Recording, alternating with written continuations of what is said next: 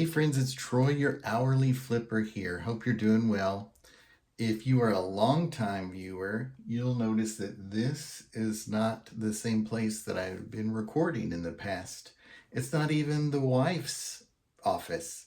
This is my new setup of where my office is going to be.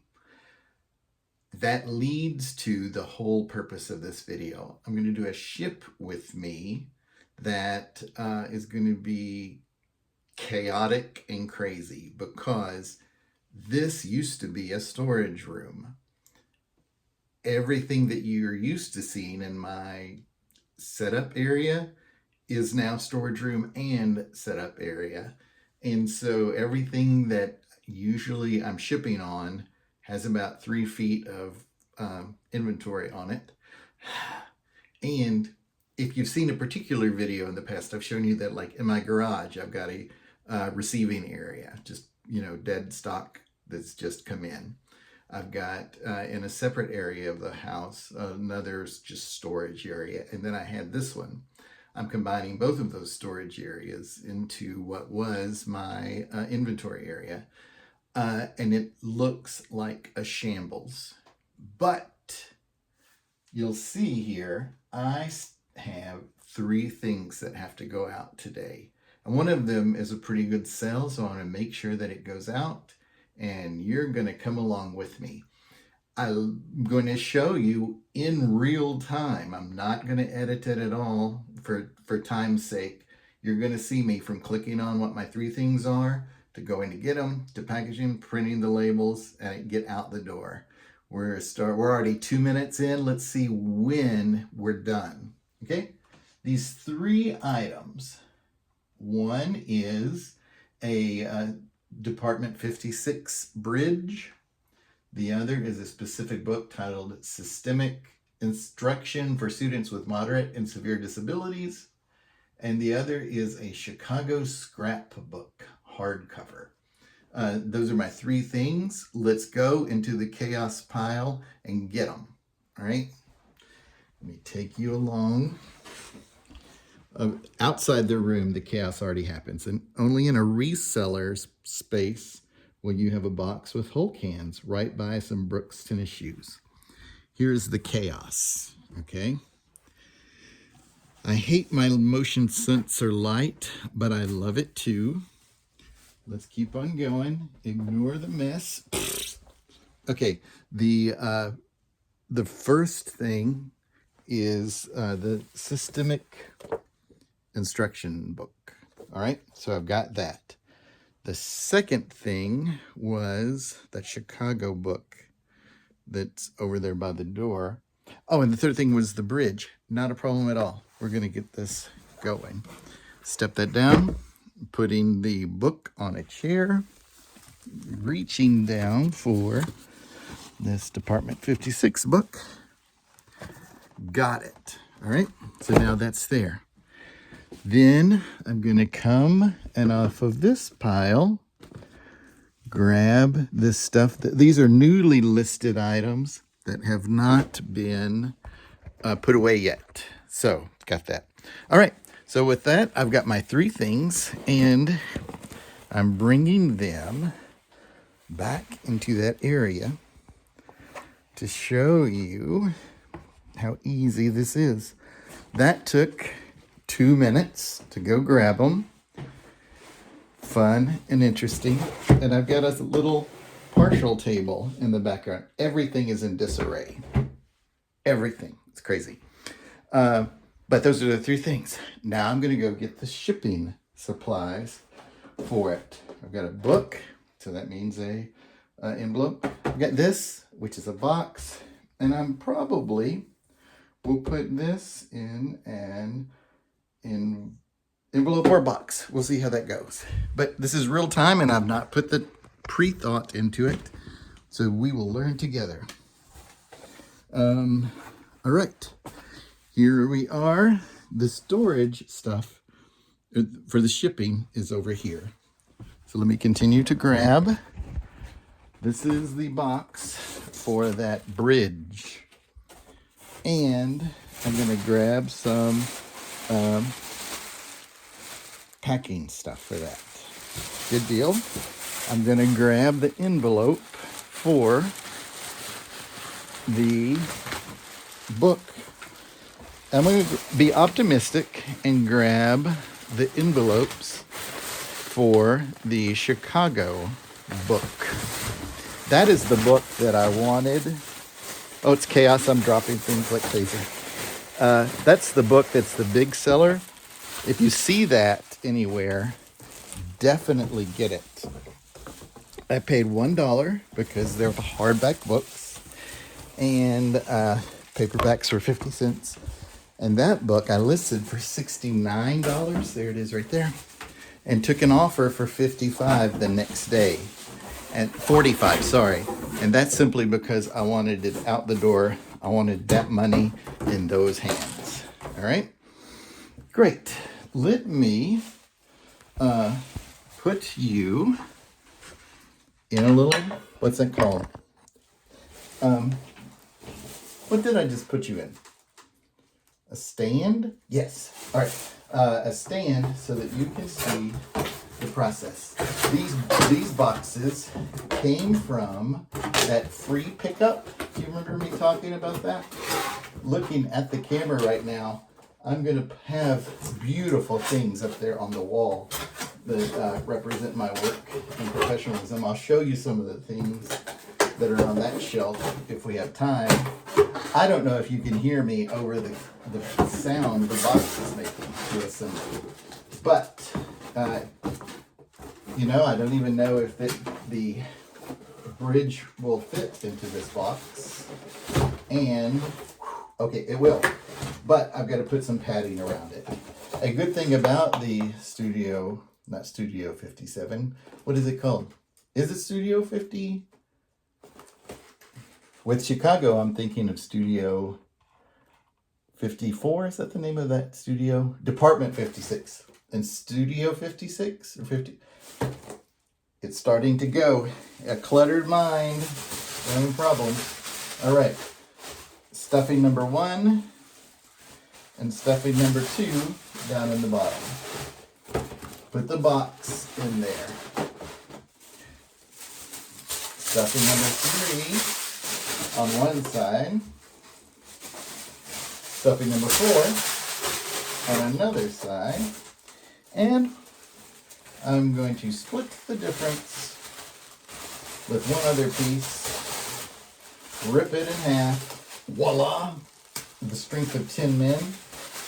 And stuff it to this little sides. Great. And I'm all stuffed out. Oh, wait, nope, I'm not, because I want to put something on top. You avid watchers, who are also resellers, know that you put air in between all sides of your item when you put it into a larger box. So, I got that. Great. Slightly, no movement, so that's awesome. I do need tape for that, but we may have to make another trip to see if this doesn't fit into the envelope or not. Number next. This was a 50-cent book because it is a softback, and I sold it for $14, so that's pretty awesome. I could put it in there and be done with it. But I have one of these pieces of paper. I'm going to wrap it. And again, the reason for that is just simply perceived value to the person that opens up this bag. They're going to say, wow, awesome. And that is to spur feedback. This is my opinion. Nothing that you can really, nothing is supported in it. That I think that is a little more valuable than a card or a sticker to put in there saying thank you for your purchase and would you rate the exchange. To give them a sense of value is something better than actually the request for it. Prove me wrong or tell me if you have a different opinion. Okay, let's see if this fits into the envelope, and I'm prepared for it to not. It does not, but I like these a real lot. So let me show you what I'm going to do. Got that. We need to go back into the store. I need to get tape for that. Woo! I covered it up with my hand. But, let's talk about the artwork since I'm here. Shift. That's my diploma. I got a master's in child and family studies from the University of Kentucky. I followed that career to its end, as far as I can go, and then made a lateral switch over into IT. This YouTube stuff are the skills that I do with that. I produce a podcast called Franchise You Podcast, and that is a certificate or a plaque for my service to the podcast. I was a kid in the 70s and 80s, and that is Spider-Man number 252. As a kid, I remember I just became interested in Spider-Man right after he got that black costume. I could never find it as a kid. Maybe it's a completely different story, but I was able to, through reselling, trade for equivalent quarter comic books. I had a lot of the quarter comic books, and I eventually sold those and was able to trade for that one. So that one's got a little bit of personal significance to me. All right, we are back in the hovel, and we're going to get tape right here, luckily, and we're going to get something to cut with. Oh, look, it's right there. I also need some more of that stuffing paper to put around that Chicago book. Perceived value, man, perceived value. I did some video work here in this area that was a studio office area. That's a green screen. I've got to tear it down over the weekend. I will do a after video, maybe just a short that shows you the finished product. Okay, so like and subscribe to definitely see what happens after the chaos. All right, I've put you back down there. Here's that cutting edge. Usually I like to do this with scissors, but where I've got 2 envelopes, I'm going to cut the edges off of each of them and make them fit the size of that book, and then send it that way. And that is going to be great, and that'll be fine. Did you just see me cut towards myself? That is a problem, and my Boy Scout leader would not would report me, would take my merit badge back. Here we go. We're still going because we cut that size. Again, scissors are probably faster, but that's what I had available. And I've cut this side on that bag, so I've got to cut this side on this poly bag. Again, for 3 items, the vision is that this takes, well, you've got some of the tour and all that kind of stuff. I want this to be much less than 30 minutes. And we're progressing along. So ultimately what this is going to do is fit together like this to the size of that book. And here is that book. I've got to wrap it for perceived value and also a little bit of protection inside the envelope as it travels.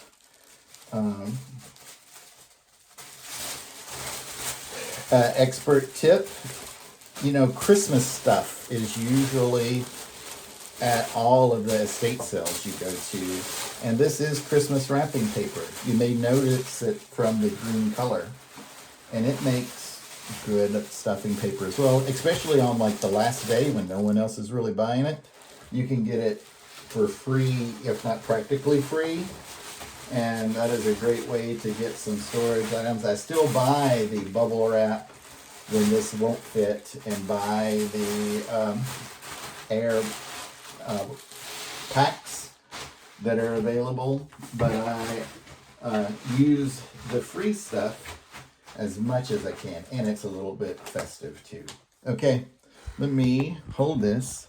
So when you've created a Franken bag, usually they call it a Franken box, but with bags, I'm going to step one, take the thing off of the outer bag. Don't you love the description using thing so much? Throw that there. And then with that valuable tip, I'm going to put you down again because I am taking and sealing over. Taking and sealing over. This is maybe the worst video I've ever done, but it's showing you what it really is like, okay? The last thing I do is grab that tape, duh, because I've got this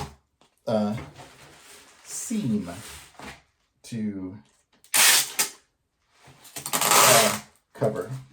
Take that, a wrap around, and you, my Chicago friend, are good for shipping. Don't need to do anything else with you, but the bridge needs tape as well, about that length. Where it has those flaps, I don't need to worry much about that as a sealed edge, but where this one is open, I need to make sure that that is done. And ta-da! Have you heard a more frustrated ta-da in your life? I don't know. Now, let's go through and actually put the shipping labels on them. But to do that, what we have to do is, I'm going to push that to the back because I have my handy dandy scale. I need to know the weight and the dimensions. Yes, you can see everything there. Here is, first we're going to print the label for the bridge. I click on Get Shipping Label. Now, let's move this. I'm going to do this one-handed. Would it be horrible for it to drop and break right there? But my days in the circus have paid off. And, all right, I'm going to say 4 pounds, 8 ounces. I originally estimated 3, so that is not correct. 4 tab 8. Now, I click tab again. Okay, I'm a person of a certain age. Look at my keyboard. I can really see those letters and numbers. That saves some time from having to squint. Now, the dimensions on this box are 13 by 11 by 6. Okay, I'm going to put that in. 13, tab, 11, tab, 6, tab. Okay? And the total for shipping that is $8.15, but they were charged $11 because of that box and the time that you just saw. I have a Zebra printer there. I bought it at a store that was going out of business. And the issue is I've got a Mac. And there are some communication issues between Zebra printers and Macs. And I've figured out the way around it. Let me show you what to do. So I'm flipping this around. You click on Purchase Shipping Label. And the next screen comes up. That's probably what everybody sees when you print. The secret is to come under Settings, set your paper size, but that's not all. You have to come down to a scale, and my scale is 34. What usually happens in the communication between the Apple and the printer is that it prints at 100% automatically, which makes it 3 times the size of the 4x6 anyway. But when I click on print, the message goes to the printer and it prints it out at 34% of the size. And wait for it. That is ready to go. Ta-da! One is done. Hope that didn't break it. Now let's look at the book. Das Book. Woo! Chaos! chaos is going to be like £1.12 or so. Simply go back to orders, then come down to the book, which is there, and I click on the numbers, and then to click shipping labels. For some reason, I like to do it this way rather than just originally click on get shipping labels. When you've done it for a while, you forget your original reason why you've done something. Do you know how that is? There you go. All right. It is not 18 inches long. I'm measuring. It is 12. Always when you measure, go up to the next number. 12 by 12 by 1. Let me type that in. 12 tab 1. It is not $6.13 to ship. It is going to be $5.38. Voila. How much did they charge? $6.13. I did not make any money accounting for the 50 cents per bag that I just did. All right, awesome. Clicking on print at 34%. And it prints right out. And I just have to grab it off my little thing. That's so much faster than when I started out. I used to print it out on a piece of paper and cut out that size and then tape it. To the best investment that I've done really is this printer. It has saved so much time because you have to put a label on everything. I mean, look at that. I'm going to put 5 pounds, 8 ounces. I may have done free shipping on this because I was so excited with a $1 book becoming a $66 book. If I did, I'm a little bit bummed, but still, there is a money made. There's money made with this. 5 pounds, 8 ounces, and the dimensions are 14, 13, and 2. Okay, 14 tab. Oh, no, not 143. Oh my gosh, 13 and 2. I have to pay $8.38. Oh, they did not pay anything for shipping, but the item was $66. So that's awesome. I took 66 rather than 79. I thought it was 45. So that's amazing. It's great. That ROI is pretty awesome. And to think that it's $66 rather than 45. My label has printed and it, hold on, it's giving me trouble because it's the last one. Finished. Now I'm not going to do this because put the thumb on the camera. I'm not going to do this part because it shows you all through the whole house, and you've seen the worst part. There's an app for the USPS, and I schedule pickups when I'm going to have things. When these sold yesterday, I scheduled a pickup, and it was to pick up on my porch, which is just at the bottom of the stairs, and they're going to come and get it off my porch. That means I just have to take it down that little flight of stairs and put it on the porch as soon as I click off on this. One last bonus. This is a mountain dulcimer painting that's about 4 feet wide and 2 feet wide, 4 feet long. The last name of the artist is Rogers out of Louisville, Kentucky. Feel free to look at their materials. This one, this was a nice representation of their work. Anyway, we are at about 25 minutes. Let's figure this out. It took me, let's say, half an hour to find those items, 20 minutes going through. Let's say half an hour to list it. All those 3 things, and then half an hour to ship it. We've got an hour and a half in total for those 3 items, and it was $15 and $15 and $66. So that's $90. So we are at about, $65 an hour. That's not too bad when I'm squeezing this into my regular busy day. It's fun. I got to see that Chicago book. I got to also, it was slowed down by recording all of this. Believe it or not, this has been difficult. Do you like crazy videos like this that have facts spread in all along the way? If so, let me know. But I'm going to sign off for this so I can take this down to my, what's that called?